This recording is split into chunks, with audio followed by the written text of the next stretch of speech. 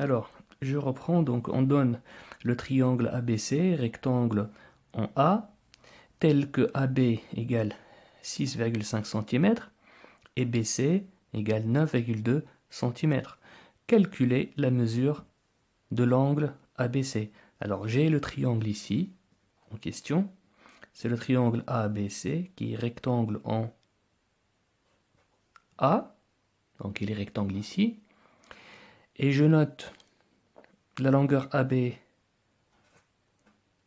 6,5 cm et BC, donc c'est ça, 9,2 cm.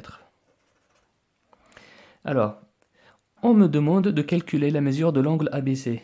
Il est où mon angle ABC? Il est là. Voilà ce que je cherche, l'angle ABC. Alors, la première chose à faire, c'est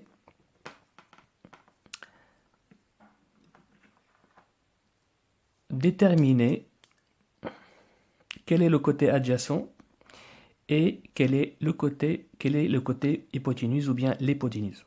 Alors ici, je viens au brouillon et je marque adjacent. Je vais marquer adj, d'accord, pour dire adjacent. C'est le côté. Alors, adjacent à quoi? Quel est l'angle que je cherche? C'est l'angle ABC. Donc, je travaille par rapport à cet angle-là. Donc, adjacent, pas par rapport à lui, ou bien par rapport à lui, non, c'est par rapport à l'angle que je cherche, parce qu'on me demande l'angle ABC.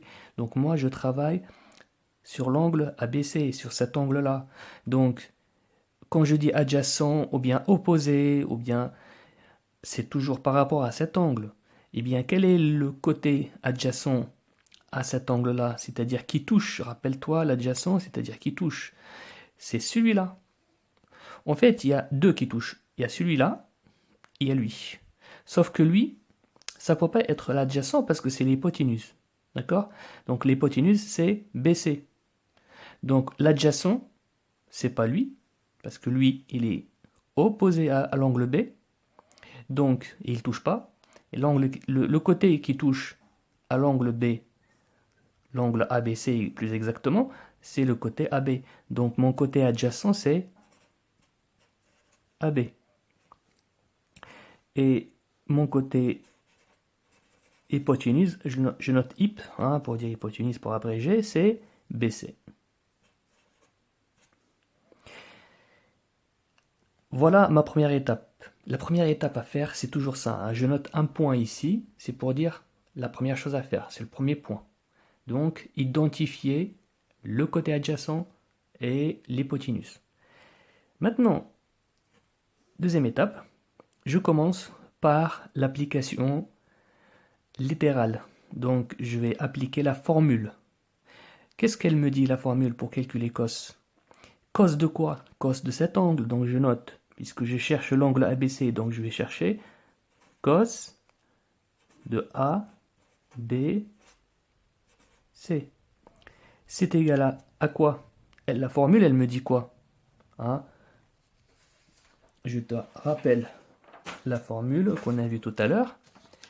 Donc, c'est adjacent sur hypoténuse. Donc, le côté adjacent sur le côté hypoténuse. Et c'est ce que je vais appliquer. Donc, ça, c'est la formule, ça va retenir par cœur, bien sûr. Il ne faut pas l'oublier. Et après, je vais l'utiliser, mais en remplaçant adjacent et hypoténuse par leur nom. Ici, l'adjacent, c'est quoi? C'est AB, ce que je viens de noter dans la première étape. Donc, c'est AB divisé par hypoténuse qui est BC. Donc tu vois, j'ai réutilisé ce que j'ai noté dans la première étape, d'accord, pour me repérer. Donc je sais que mon adjacent c'est AB et l'hypoténuse c'est BC. Maintenant que je sais que le cosinus de cet angle-là, pour le calculer, il faut que je fasse AB sur BC. Maintenant, je passe à l'application numérique, c'est-à-dire la troisième étape, l'application numérique. Donc cos de A, B, C, c'est égal. AB, je remplace tout simplement AB. C'est quoi AB? Eh bien, AB, c'est 6,5 cm, divisé par BC qui est 9,2 cm. Alors, à partir de là, ça sera la calculatrice, parce que maintenant on a trouvé la valeur cos. La valeur cos, c'est L. C'est 6,5 sur 9,2, ce qui nous donne un 0, quelque chose. D'accord? Là maintenant, la quatrième étape, je vais utiliser la calculatrice. Et sur la calculatrice, je vais taper arc cos. Ou bien, ça dépend de la calculatrice. C'est pour ça que tu vas m'envoyer une photo de ta calculatrice et je vais t'appeler pour t'expliquer en direct. Parce que là, je ne peux pas le faire, ça dépend des calculatrices. Donc, je vais t'expliquer ça en direct. Mais essaie de retenir déjà ces étapes-là. Et pour la calculatrice, on verra ensemble plus tard. Et retiens, alors, sur certaines calculatrices, c'est marqué arc cos. Sur d'autres, c'est marqué... alors, je vais le noter... cos moins 1. Alors, c'est la même chose, c'est soit lui ou lui, d'accord? De quoi? De 6,5 sur 9,2. Alors, si tu tapes ça à la calculatrice, ça va te donner cette valeur. 45. Eh bien, cette valeur-là, en tapant à la calculatrice, parce que j'ai trouvé, rappelle-toi, j'ai dit quoi tout à l'heure, au début du cours? J'ai dit que chaque valeur cos, eh bien, je l'ai, ma valeur cos. Chaque valeur, si je l'ai, eh bien, la calculatrice, elle me donnera la mesure de l'angle correspondant. Eh bien, je tape pour demander la valeur, plutôt la mesure de l'angle correspondant à cette valeur-là à la calculatrice, je tape arcos. Donc ça, c'est une touche sur la calculatrice qu'on va voir plus tard. Eh bien, la calculatrice, elle te dira, voilà, la valeur qui correspond à ce nombre-là, c'est 45. Eh bien, j'en conclus, donc dernière étape. Donc, ABC mesure 45 degrés. Voilà la mesure de l'angle qu'on me demande de calculer. Donc, on me demande de calculer la mesure de l'angle ABC. Eh bien, je viens de le faire. La première étape était de trouver la valeur cos. Ah ben, la valeur cos, c'est 6,5 sur 9,2. Une fois tu as trouvé la valeur cos, bien, c'est simple, le reste est simple, le reste, c'est le travail de la calculatrice. Tu lui donnes la valeur que tu as trouvée, et elle te rendra la mesure de l'angle qui correspond à cette valeur.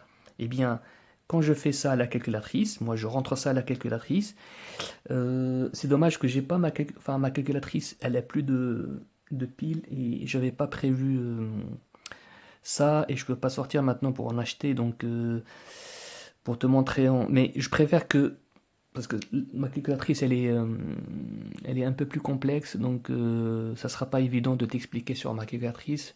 Je préfère que tu utilises la tienne. C'est une calculatrice collège et elle est beaucoup plus simple. Donc je préfère que tu travailles avec ta calculatrice. C'est pour ça que je vais t'appeler plus tard pour t'expliquer en direct comment ça marche. Donc ABC mesure 45 degrés et voilà ma conclusion, ma réponse à les questions posées.